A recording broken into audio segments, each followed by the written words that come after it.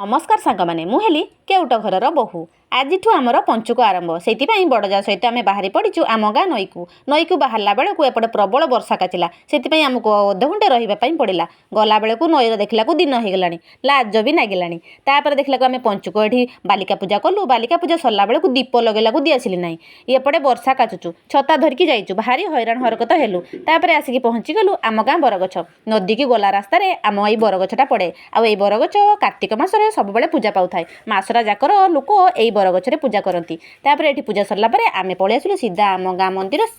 माने जुहार हाँपाई यहाँ हूँ आम गाँव शिव